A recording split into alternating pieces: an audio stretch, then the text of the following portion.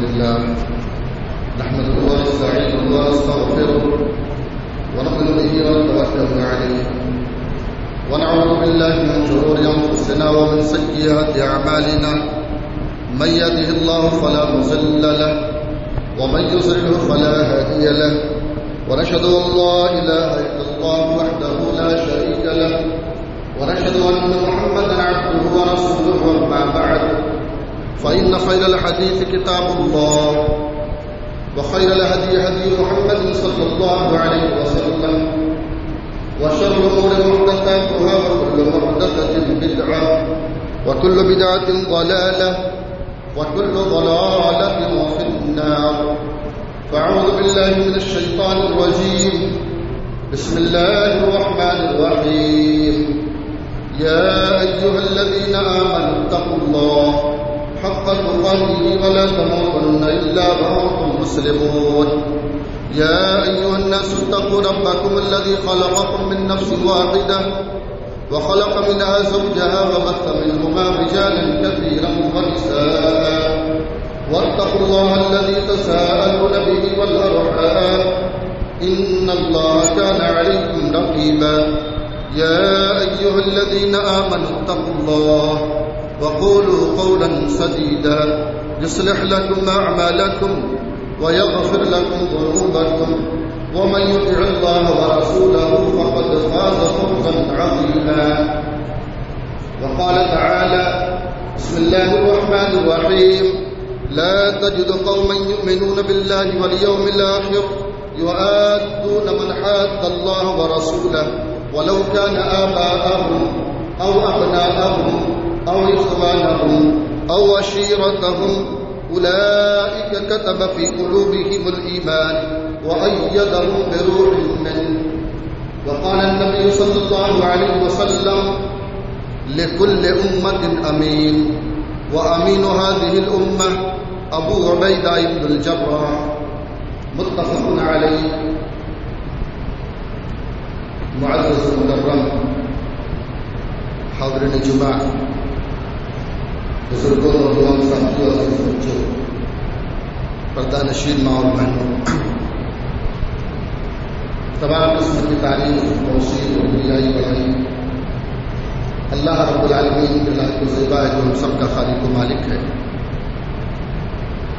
درود و سلام نازل احمد مجتبی خاتم النبیین والمرسلین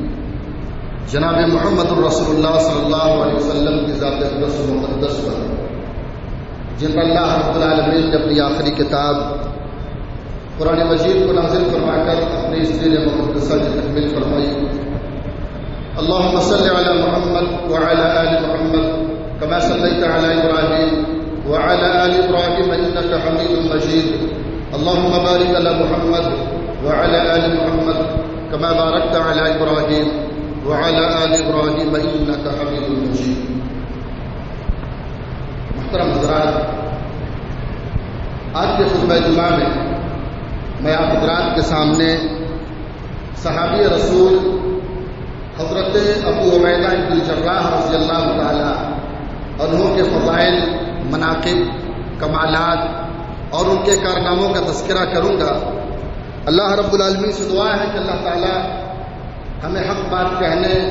اور ہم سب کو اس پر عمل کرنے کی توفیق عطا فرما، آمین. صحابی رسول حضرت ابو عبیدہ بن الجراح رضی اللہ تعالیٰ عنہ کنیت سے مشہور ہوئے. ان کی کنیت ابو عبیدہ، نام تھا عامر بن عبداللہ الجراح، ان کے دادا کا نام تھا، لیکن مشہور ہوئے ابو عبیدہ بن الجراح سے. حضرت ابو عبیدہ رضی اللہ تعالیٰ عنہ کی فضیلت، ان کی منقبت کہ اتنا ہی کافی ہے کہ اللہ کے نبی جناب محمد الرسول اللہ صلی اللہ علیہ وسلم نے اس دنیا میں جن 10 صحابہ کرام کو ایک مجلس میں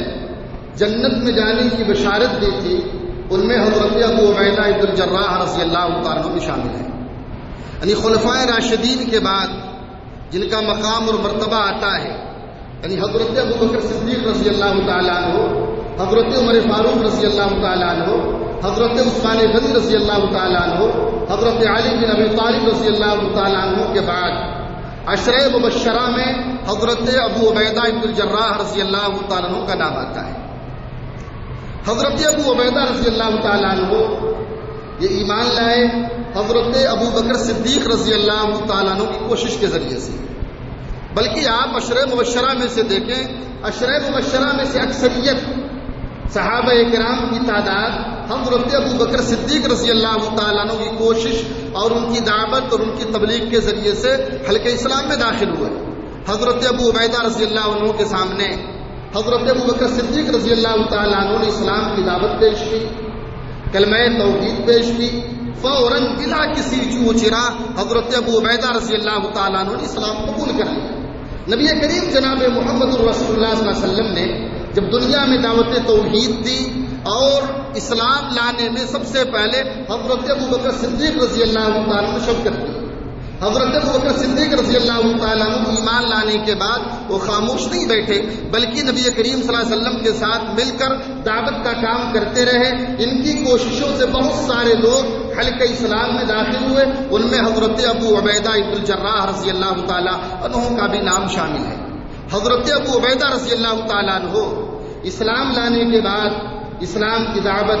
اسلام کی تبلیغ، اسلام کی نشر و اشاعت میں لگ گئے۔ جس طریقے سے دیگر صحابہ کرام کو مکہ کی سرزمین پر ایمان لانے کے پاداش میں ستایا گیا، ظلم و ستم ڈھائے گئے، ٹارچر کیا گیا، حضرت ابو عبیدہ رضی اللہ تعالیٰ عنہ کو بھی مکہ کی سرزمین پر مشق ستم بنایا گیا، ان پر بھی ظلم و ستم کے پہاڑ توڑے گئے۔ انہوں نے نبی کریم صلی اللہ علیہ وسلم سے اجازت چاہی اور انہوں نے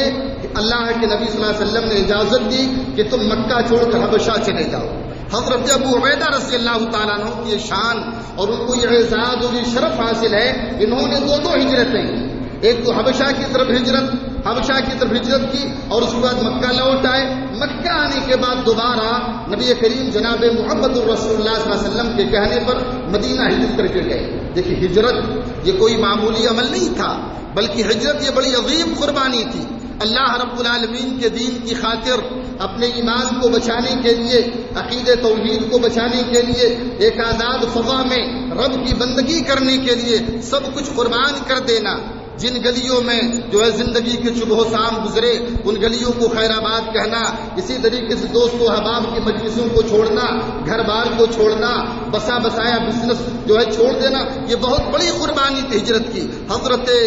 ابو عبیدہ بن الجراح رضی اللہ تعالیٰ عنہ نے دو ہجرتیں کی، ایک حبشہ کی طرف ہجرت اور دوسری مدینہ کی طرف ہجرت۔ اور ہم سب جانتے ہیں کہ نبی کریم صلی اللہ علیہ وسلم جب مدینہ پہنچے تو آپ نے انصار اور مہاجرین کے درمیان آپ نے بھائی چارہ کرایا۔ تو حضرت ابو عبیدہ رضی اللہ تعالیٰ عنہ کو نبی کریم صلی اللہ علیہ وسلم نے غالباً حضرت سعد بن معاذ رضی اللہ تعالیٰ عنہ کا بھائی قرار دیا، حضرت سعد بن معاذ رضی اللہ تعالیٰ عنہ کا بھائی قرار دیا۔ ان کے درمیان یعنی حضرت ابو عبیدہ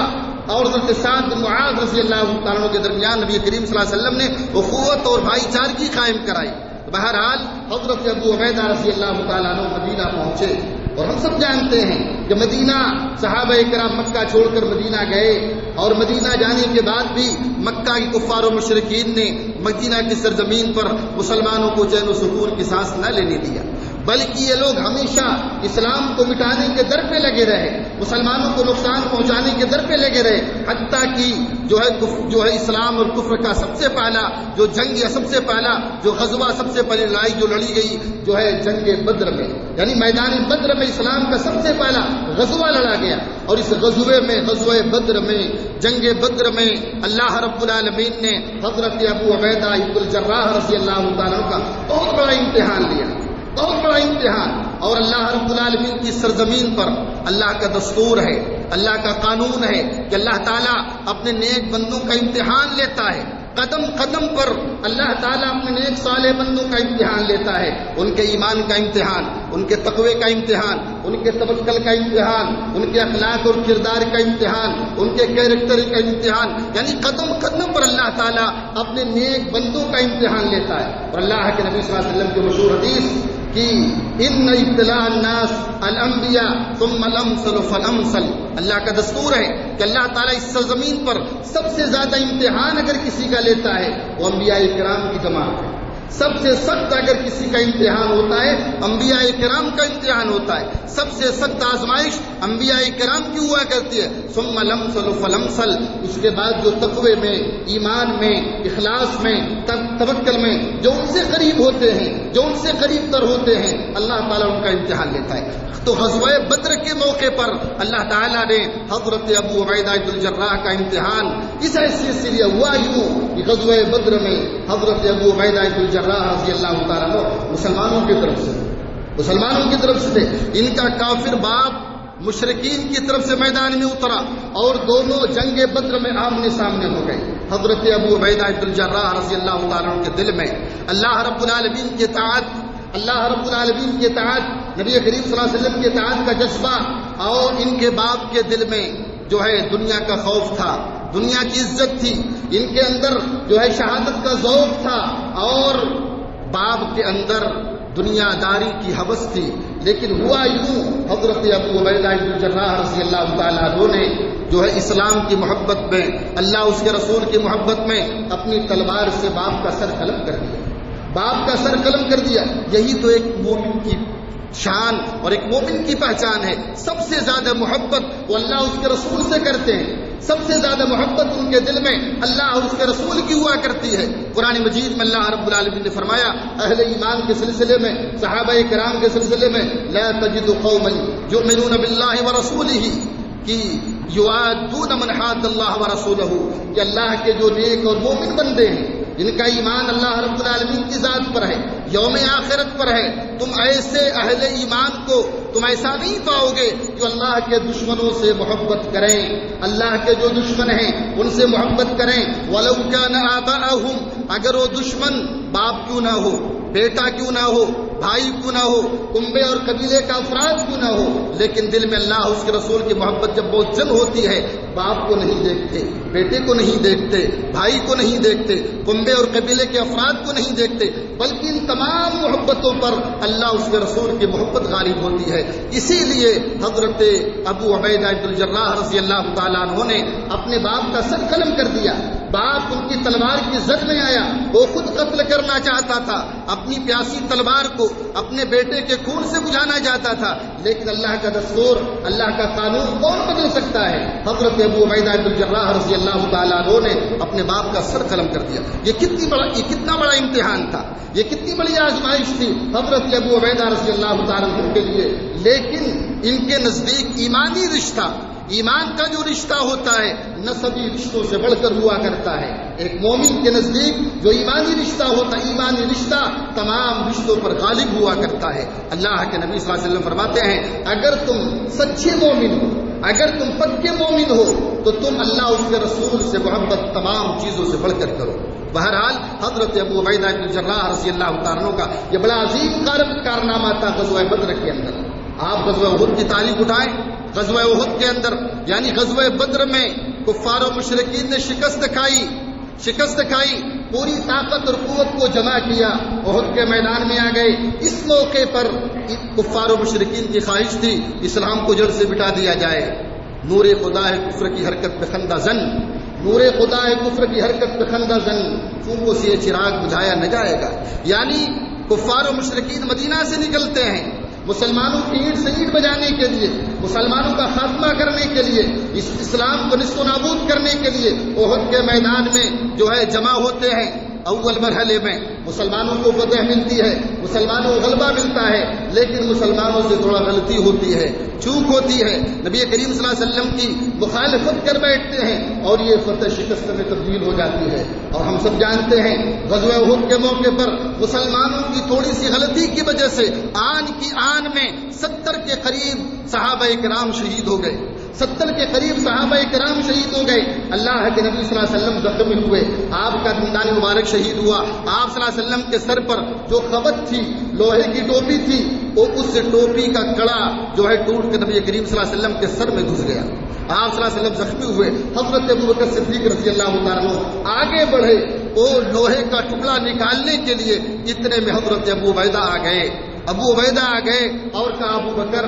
یہ عمل مجھے کرنے دیجئے. حضرت ابوبکر صدیق رضی اللہ تعالیٰ پیچھے ہٹ گئے. حضرت ابو عبیدہ رضی اللہ تعالیٰ آگے بڑھتے ہیں. ہاتھ سے وہ کیلا نہیں نکالتے، بلکہ انہوں نے اپنے دانت سے نبی کریم صلی اللہ علیہ وسلم کے سر سے جو خبر کا جو لوہے کا ٹکڑا دھس گیا تھا انہوں نے اپنے دانت سے نکالا، ایک ٹکڑا نکالا، ایک دانت شہید ہوا، دوسرا ٹکڑا نکالا، دوسرا دانت شہید ہو گیا۔ نبی کریم صلی اللہ علیہ وسلم کے سر سے لوہے کا ٹکڑا نکالتے ہوئے انہوں نے اپنے دونوں دانت گنوا دیے۔ ہم سب جانتے ہیں اگر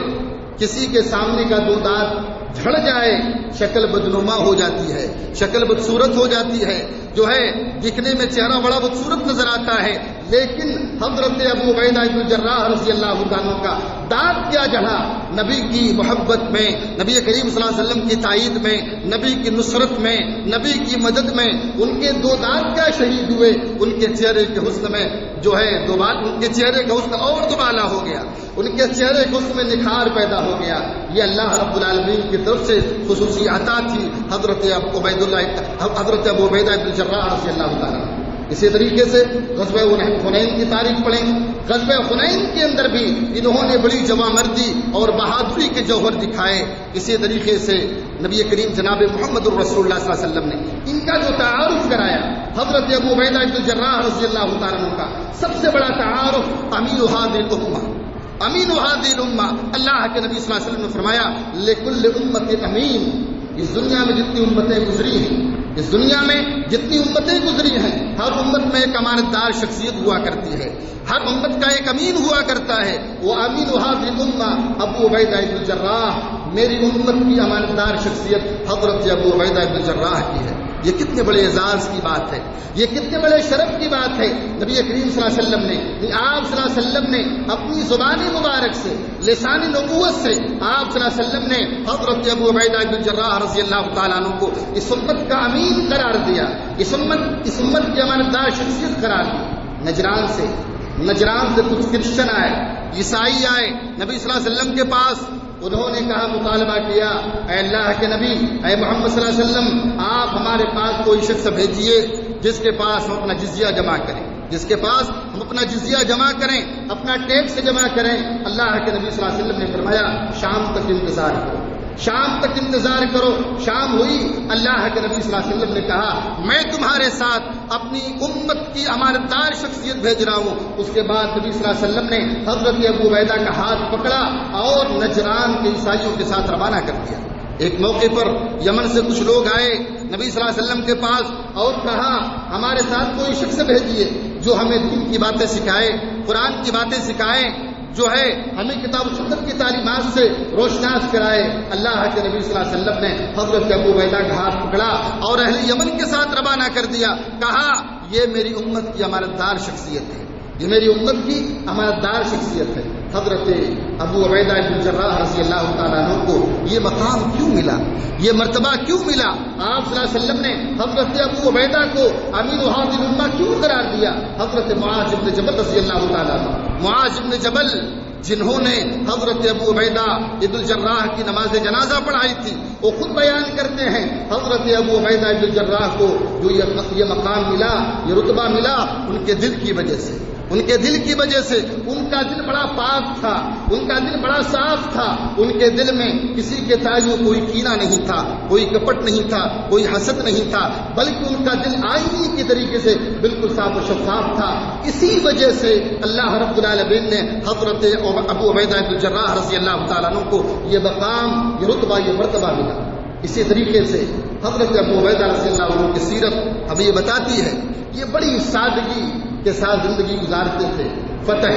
بیت المقدس کے موقع پر جب بیت المقدس فتح ہوا، حضرت عمر فاروق رضی اللہ تعالیٰ عنہ بیت المقدس بنفس نفیس تشریف لے گئے۔ حضرت ابو عبیدہ بن الجراح رضی اللہ تعالیٰ عنہ کی ماتحتی میں بیت المقدس فتح ہوا تھا، لڑائی نہیں ہوئی۔ حضرت ابوبکر صدیق رضی اللہ تعالیٰ عنہ نے اپنے دور خلافت میں حمص کی طرف ان کو کمانڈر بنا کر بھیجا تھا، حمص کی طرف کمانڈر بنا کر بھیجا تھا، حمص کو فتح کیا، اس کے بعد لاسکیہ فتح کیا، فتح کرتے کرتے بیت المقدس پہنچ گئے، اور اس وقت بیت المقدس کا محاصرہ حضرت عمرو بن العاص رضی اللہ تعالیٰ عنہ نے اپنی فوجیوں کے ساتھ کیے ہوئے تھے، یعنی بیت المقدس کا محاصرہ کیے ہوئے تھے۔ اور جب حضرت ابو عبیدہ اپنی فوج کے ساتھ بیت المقدس کی سرزمین تک پہنچتے ہیں، عیسائیوں کے اندر کھلبلی مچ جاتی ہے اور ان لوگوں نے صلح کا جھنڈا بلند کر دیا، صلح کا جھنڈا بلند کر دیا، جنگ بندی کا اعلان کر دیا۔ ہم جنگ نہیں کر سکتے، ہم صلح چاہتے ہیں، ہم بیت المقدس تمہارے حوالے کریں گے، لیکن ہماری شرط ہے خلیفۃ المسلمین امیر المسلمین عمر بن خطاب رضی اللہ تعالیٰ عنہ ہمارے پاس آئیں، صلح نامے پر آ کر دستخط کریں۔ حضرت عمر فاروق رضی اللہ تعالیٰ عنہ مدینہ سے نکلتے ہیں اور بیت المقدس پہنچتے ہیں۔ جاذبیہ کے مقام پر حضرت ابو عبیدہ بن الجراح رضی اللہ تعالیٰ عنہ نے ان کا استقبال کیا اور جا کر صلح نامے پر دستخط کرتے ہیں۔ پورا بیت المقدس مسلمانوں کے قبضے میں آ گیا۔ اس موقع پر حضرت عمر فاروق رضی اللہ تعالیٰ عنہ نے حضرت ابو عبیدہ سے کہا، ابو عبیدہ تم اپنا مکان دکھاؤ،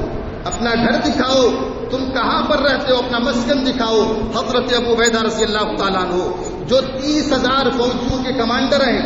30,000 فوجیوں کے لیڈر ہیں، حضرت عمر فاروق رضی اللہ تعالیٰ عنہ کو اپنے گھر لے کر جاتے ہیں اور کتنی سادگی کے ساتھ زندگی گزارتے ہیں۔ حضرت عمر فاروق رضی اللہ تعالیٰ عنہ جب حضرت ابو عبیدہ کے کمرے میں کچھ کیا دیکھتے ہیں، ایک تلوار ہے، ایک ڈھال ہے، کھانے کے برتن ہیں۔ حضرت عمر فاروق رضی اللہ عنہ نے پوچھا، ابو عبیدہ کیا تمہارے گھر کی یہ کل پونجی ہے، یہی کل سرمایہ ہے؟ حضرت ابو عبیدہ نے فرمایا کہ ہاں بالمؤمنین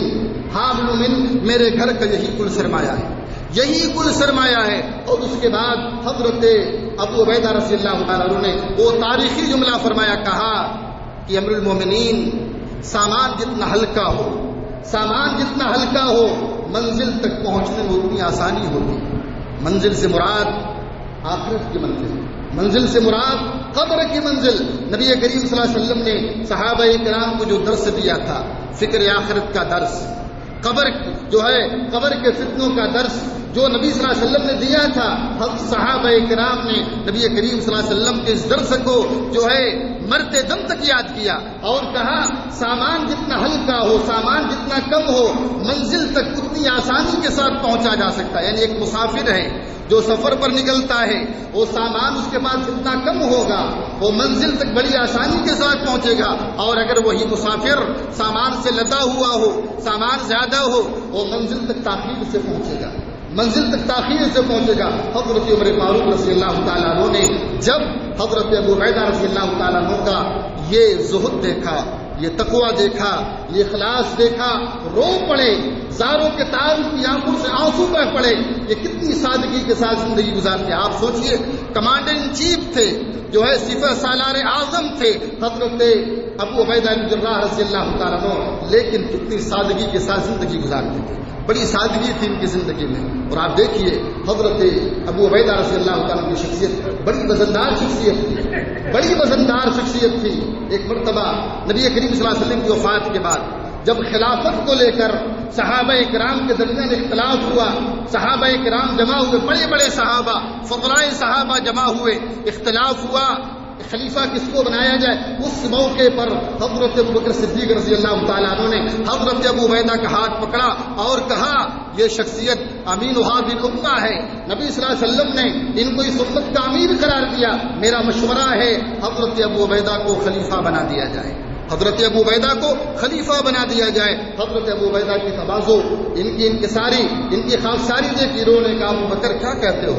ابو بکر کیا بات کہتے ہو، تم جیسی شخصیت یہاں پر موجود ہے۔ نبی صلی اللہ علیہ وسلم نے اپنی حیات طیبہ میں مصلی امامت پر تمہیں آگے بڑھایا، نبی صلی اللہ علیہ وسلم کی حیات طیبہ میں آپ نے نمازیں پڑھائی مسلمانوں کو، خلافت کا حق آپ کو ہے، خلافت کا حق آپ کا ہے۔ لہذا حضرت ابو عبیدہ بن الجراح رضی اللہ تعالیٰ عنہ نے بیعت کی، عمر فاروق رضی اللہ عنہ نے بیعت کی، اس کے بعد دیگر تمام صحابہ کرام نے حضرت ابوبکر صدیق رضی اللہ تعالیٰ عنہ کی خلافت پر بیعت کر لی۔ یہ بڑی وزندار شخصیت تھی حضرت ابوبکر صدیق رضی اللہ تعالیٰ عنہ، جن کے بارے میں آتا ہے حضرت عمر فاروق رضی اللہ عنہ نے کہا تھا جن کے بارے میں کہ اگر پوری امت کا ایمان ترازو کے ایک پلے پر رکھ دیا جائے، حضرت ابوبکر صدیق رضی اللہ عنہ کا ایمان ترازو کے دوسرے پلے پر رکھ دیا جائے، حضرت ابوبکر کے ایمان والا پلہ وزنی ہو جائے گا۔ حضرت ابوبکر صدیق رضی اللہ تعالیٰ عنہ نے حضرت ابو عبیدہ بن الجراح رضی اللہ عنہ کی فضیلت، ان کی منقبت، اسی طریقے سے ان کی عظمت لوگوں کے سامنے بیان کی۔ حضرت ابوبکر ہی نہیں بلکہ حضرت ابوبکر صدیق رضی اللہ عنہ کے بعد حضرت عمر فاروق رضی اللہ عنہ کی جب دور خلافت آتی ہے، اپنے دور خلافت میں حضرت ابوبکر صدیق رضی اللہ تعالیٰ عنہ نے لوگوں سے خطاب کر کے فرمایا، میں چاہتا ہوں کہ اپنے بعد حضرت ابو عبیدہ کو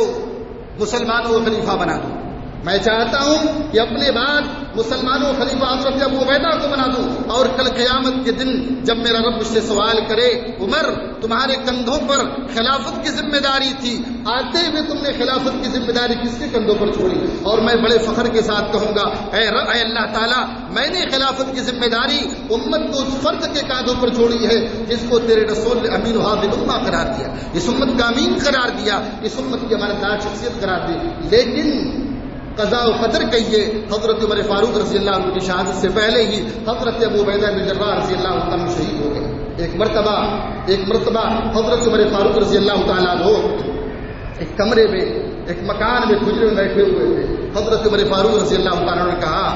جو لوگ وہاں پر بیٹھے ہوئے تھے، اپنی آرزویں ظاہر کرو، اپنی تمنائیں ظاہر کرو، تمہاری تمنا کیا ہے، تمہاری آرزو کیا ہے؟ ایک شخص کھڑا ہوا، اس نے کہا، عمر فاروق امیر المومنین، میری خواہش ہے مکان بھر کر میرے پاس سونا ہو، مکان بھر کر میرے پاس سونا ہو، اور میں یہ سونا اللہ رب العالمین کی راہ میں خرچ کر دوں۔ دوسرا شخص کھڑا ہوا اور کہا، خلیفۃ المسلمین، میری تمنا ہے مکان بھر کر میرے پاس جواہرات ہو، اور اس جواہرات کے ذریعے سے میں اللہ رب العالمین کے دین کی مدد کروں۔ تیسرا شخص کھڑا ہوا، اس نے کہا، امیر المومنین، میری تمنا یہ ہے مکان بھر کر میرے پاس درہم و دینار ہو، اور میرا یہ درہم و دینار اللہ رب العالمین کی راہ میں خرچ ہو۔ تمام لوگوں نے کہا، امیر المومنین، آپ اپنی خواہش بیان کیجیے، آپ اپنی آرزو کا اظہار کیجیے، آپ کی تمنا کیا ہے، آپ کی آرزو کیا ہے؟ حضرت عمر فاروق رضی اللہ تعالیٰ نے فرمایا، میری آرزو یہ ہے، میری تمنا یہ ہے، مکان بھر کر میرے پاس حضرت ابو عبیدہ بن جراح جیسی شخصیت موجود ہو، مکان بھر کر حضرت ابو عبیدہ بن جراح جیسی شخصیات موجود ہوں، اور ان کے ذریعے سے میں اللہ رب العالمین کے دین کی مدد کروں، ان کے کاندھوں پر میں ذمہ داریاں ڈال دوں۔ یعنی مجھے سونا نہیں چاہیے، جواہرات نہیں چاہیے، مجھے درہم و دینار نہیں چاہیے، بلکہ مجھے حضرت ابو عبیدہ بن جراح رضی اللہ تعالیٰ عنہ جیسی شخصیات چاہیے۔ افراد کی طاقت، یہ بہت بڑی طاقت ہے کسی بھی جماعت کے لیے، کسی بھی جمعیت کے لیے، کسی بھی تنظیم کے لیے، یعنی تنظیم کو آگے بڑھانے کے لیے افرادی طاقت بہت ضروری ہے، افراد کی صلاحیت بہت ضروری ہے۔ حضرت عمر فاروق رضی اللہ تعالیٰ کے نزدیک درہم و دینار سے زیادہ، سونے اور جواہرات سے زیادہ افراد کی طاقت کی اہمیت تھی۔ اور نبی کریم صلی اللہ علیہ وسلم کی جو اللہ نے مدد کی، جو اللہ نے قرآن کے بعد صحابہ کرام کے ذریعے سے اللہ نے مدد کی، اور صحابہ کرام جو بڑے باکمال تھے، ہر طرح جو ہے بڑے باصلاحیت تھے، ہر طرح کی صلاحیتیں، ہر طرح کے کمالات صحابہ کرام کے اندر موجود تھی۔ جیسی شخصیات نبی کریم صلی اللہ علیہ وسلم کے زمانے میں صحابہ کرام کی شکلیں موجود تھی، ویسی شخصیات، ویسی باکمال شخصیات آپ تاریخ میں کبھی اکجا نہیں دکھا سکتے۔ اللہ رب العالمین نے نبی کریم صلی اللہ علیہ وسلم کی مدد کی تھی صحابہ کرام کے ذریعے سے۔ تو حضرت ابو عبیدہ ابن جراح رضی اللہ عنہ کی شخصیت بڑی وزندار شخصیت تھی، انہوں نے ایک مثالی زندگی گزاری، بڑی طویل سیرت ہے، انہوں نے ایک مثالی زندگی گزاری، اور عہد فاروقی میں جو بھی فتوحات ہوئیں، جو جتنے بھی علاقے فتح ہوئے، تمام فتوحات میں حضرت ابو عبیدہ بن جراح رضی اللہ عنہ کا جو ہے بڑا اعلیٰ کردار تھا، بڑا اہم کردار تھا، کیونکہ یہ صفت سالار اعظم تھے۔ حضرت خالد بن ولید کے بعد، یعنی حضرت ابوبکر صدیق رضی اللہ عنہ کے زمانے میں جو ہے سالار اعظم حضرت خالد بن ولید رضی اللہ تعالیٰ عنہ تھے۔ حضرت عمر فاروق رضی اللہ تعالیٰ عنہ نے ان کو معذور کر کے حضرت ابو عبیدہ بن جراح رضی اللہ عنہ کو بنایا۔ دمشق فتح ہوا، حمص فتح ہوا، شام فتح ہوا، اسی طریقے سے بیت المقدس، بہت سارے علاقے حضرت ابو عبیدہ بن جراح رضی اللہ تعالیٰ عنہ کی باتیں فتح ہوئے، اور بالآخر سن 18 ہجری میں جو امواس نامی مقام پر طاعون پھیلا، طاعون پلیگ کی بیماری پھیلی، اسی بیماری کا شکار ہو کر حضرت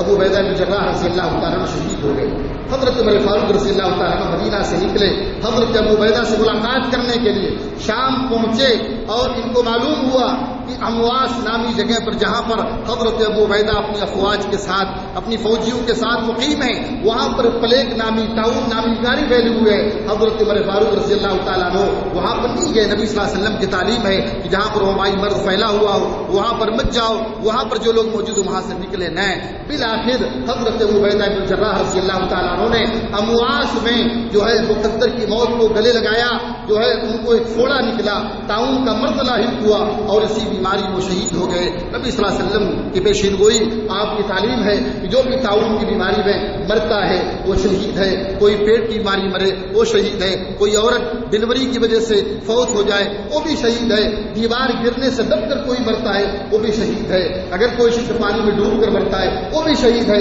لہذا یہاں پر نبی صلی اللہ علیہ وسلم نے طاعون کا تذکرہ کیا، طاعون کی بیماری سے، طاعون کے مرض سے اگر کسی کی وفات ہوتی ہے وہ بھی شہید ہے۔ حضرت ابو عبیدہ بن جراح رضی اللہ تعالیٰ عنہ سن 18 ہجری میں ان کی شہادت ہوتی ہے۔ اس وقت ان کی عمر 58 برس کی تھی اور حضرت معاذ بن جبل رضی اللہ تعالیٰ عنہ نے ان کی نماز جنازہ پڑھائی، ان کو قبر میں اتارا، ان کو دفن کیا۔ آج ان کی قبر اردو میں موجود ہے، تو ان کی نماز جنازہ حضرت معاذ بن جبل نے پڑھائی۔ ایک مثالی زندگی، ایک بہترین زندگی گزار کر اس دنیا سے جلد سے، لہذا ہم سب کی ذمہ داری بنتی ہے صحابہ کرام کی سیرت کو پڑھیں، صحابہ کرام کے واقعات کو پڑھیں، ان کی سیرت کے جو پیغامات ہیں، جو میسیجز ہیں اسے اپنی زندگی میں نافذ کریں، اسی ہمارے لیے خیر ہے، بھلائی ہے۔ اللہ رب العالمین سے دعا ہے کہ اللہ تعالیٰ ہم اسلامی تاریخ کا مطالعہ کرنے کی توفیق عطا فرما۔ اللہ تبارک و تعالیٰ ہم اسلامی تاریخ کے واقعات اور اسلامی تاریخ کی نصیحتوں کو، واقعات کی نصیحتوں کو اپنی زندگی میں نافذ کرنے کی توفیق عطا فرما۔ اللہ تعالیٰ نے کتاب سنت کی تعلیمات کو سمجھنے، اسے اپنی زندگی میں جو ہے نافذ کرنے کی